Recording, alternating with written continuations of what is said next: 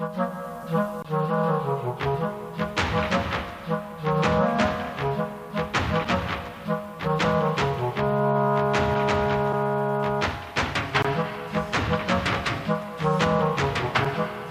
estime à 10 millions le nombre des Français qui, chaque année, consultent soit un voyant, soit un astrologue, soit un sourcier, soit un rebouteux ou sorcier, autre sorcier des temps modernes.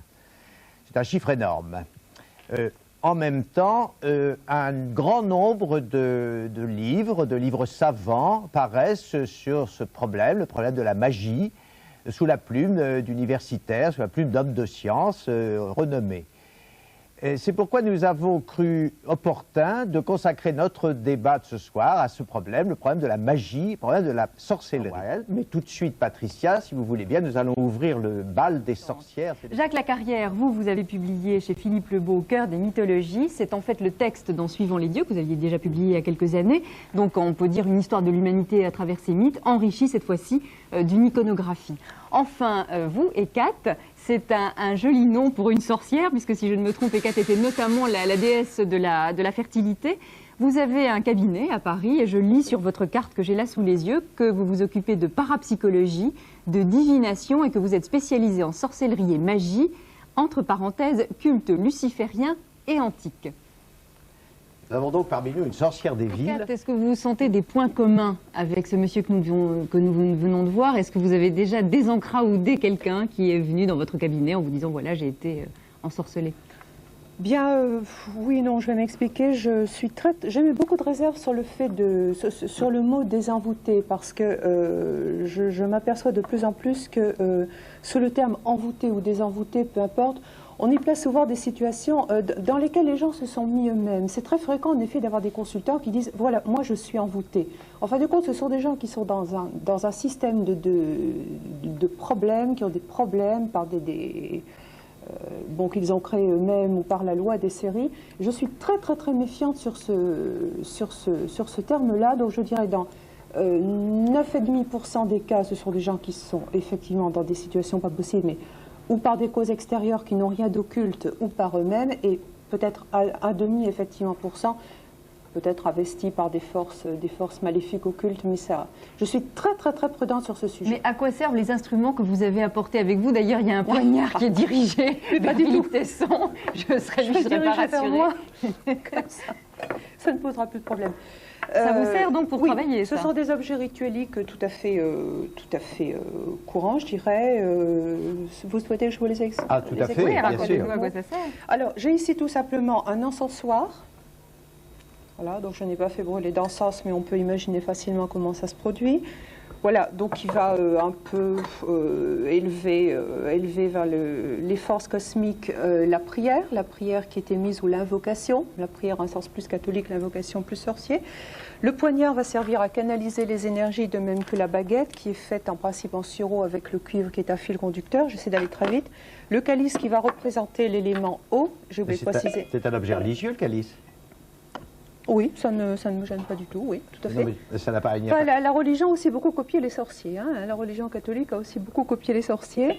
J'ai ici le pilon qui va servir à briser des plantes ou des choses comme ça, aux préparations, et le chaudron qui servira à brûler tout ce qu'on veut, des photos, etc., qui a à peu près la même fonction que l'encensoir. Alors ici j'ai des figurines de cire, fameuses figurines de cire, les dagides, avec les clous d'envoûtement. Alors là c'est toute une autre histoire. Mais qu'est-ce qui légitime votre fonction? Vous êtes un jour déclaré quoi? Disons que j'ai été... Déclaré quoi d'abord?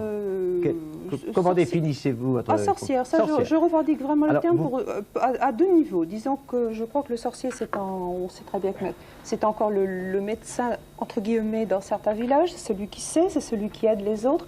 Et puis aussi un peu par dérision par rapport à l'Église catholique, à qui je veux quand même beaucoup de mal. Mais comment est-ce que vous en êtes arrivé là? Est-ce que vous avez des dons? Vous vous êtes rendu compte à un moment donné de votre pouvoir? Je n'ai aucun don, je suis une possibilité parmi d'autres. J'offre mon aide, j'ai acquis des techniques, des connaissances livresques avec des maîtres en particulier, mais je n'ai aucun don. Ça, je ne veux pas qu'on dise cela. Je mets en pratique des techniques et des connaissances qui m'ont été transmises. Vous êtes Madame Tout-le-Monde? Quelque part, oui. Quelque part, oui, parce que je crois que l'être humain porte en lui des possibilités, les porteurs de possibilités, parlons des prémonitions, parlons de l'impression du déjà-vu, tout le monde est plus ou moins voyant, ça j'en suis persuadée. Donc si on développe ce pouvoir-là qui est en nous, je crois que pratiquement tout le monde pourrait y arriver, pourrait pratiquer.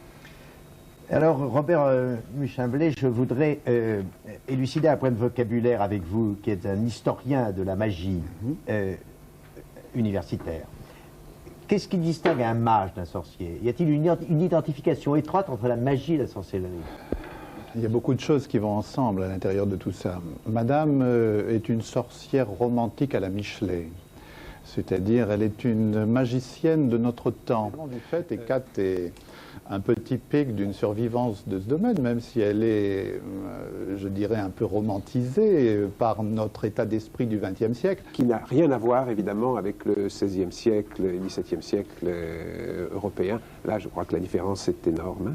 Dans l'univers, vous avez les 4 forces. Il revient en Empédocle, il y a les quatre éléments. Et ces 4 éléments vont être mus par 2 forces qui sont, précisément, la haine et l'amour. Donc le véritable magicien, c'est l'univers qui assemble et désassemble selon les lois de sympathie et évidemment de contiguïté des choses. Ouais, et le magicien va être celui qui va contrôler. Mais la magie, on pourrait dire que c'est Dieu et ça allait devenir Dieu du jour où les religions monothéistes sont apparues. Voilà. L'homme était en grande partie responsable des erreurs du monde et qu'il pouvait essayer d'y remédier lui-même par des moyens, effectivement, qui ne sont pas toujours orthodoxes, mais qui lui permettaient d'agir. Avec le diable, à la limite, il n'y a rien à faire. C'est-à-dire qu'on se démet sur quelqu'un d'extérieur au monde de ce qui s'y passe d'imparfait. Et moi, je préfère, franchement, je le dis, si j'avais le choix, je préfère les mages, parce que les mages ne sont pas diaboliques à l'origine. Ce sont même des grands savants, ce sont des astronomes. Les mages iraniens, c'est des gens qui savaient tout. C'était le collège de Princeton. Dans le dictionnaire infernal de Conan Clancy, vous avez quand même énuméré 247 démons avec leurs couleurs, leurs prénoms, leurs habitudes, leurs vêtements, comment ils ont les pieds, les mains, les yeux. C'est extraordinaire d'avoir inventé tout ça. Tout coexiste au sein du même individu. Et je crois que là, il y a une approche qui n'est pas l'approche dégradée, mais qui est l'approche, encore une fois, j'y reviens, du sacré, c'est-à-dire d'une dimension pleinement religieuse, et on redécouvre, même par la magie, je dirais, cela. Et ça me paraît important, au sein de chaque individu. C'est une recherche personnelle. Eh bien, merci.